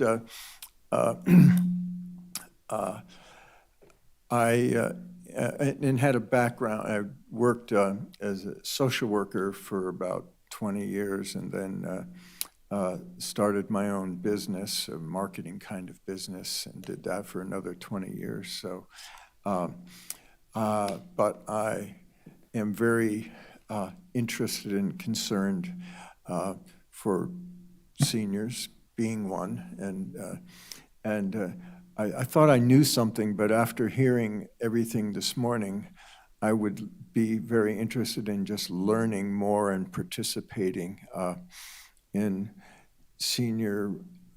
our issues and concerns. And so anyways, I'm in Paul Anderson's district, so Barbara. Anyways, so I don't know if you have any questions of me. I don't know if that's appropriate. Yeah, No, they can't ask, but maybe after. Anyways, so but I am deeply concerned about a lot of the stuff that I heard, about fraud, housing, and I had done some work with homeless people, and I know that's an incredibly difficult issue. They're all difficult. So anyways, thank you for what you're doing, and that you're concerned too, and I just hope you realize I share the same concern. And oh, and I do love music, and that would be something that, among other things, that I would, that's it. That's your 3 minutes. Okay. Yeah, I would love to work with other seniors to just develop music and that's something I have a great interest in. So anyways, thank you for giving me the opportunity to speak. Thank you, and hopefully you've gone online and filled out an application for Julie can explain to you how to fill out the application. So Alan this is Julie Dole for the record. Alan is currently on our SCAC committee, so he already has an application on file. So I just need to look into seeing if he can serve on 2 committees. One is an alternate and one is a member. So I will look into that and let you know. Thank you. Great, thank you. So, and before I move on, I just wanted to say, would people in the audience please come and take some elder service guides to give out? I would love to have some out at the library, if you can get that. I was wondering, I was gonna ask if the library's allowed to, Debbie, you're allowed to put them in the library, right? So, and with that, I'll move on to item 10, and this meeting is adjourned. Great meeting. Wait, I'm gonna find out for a second.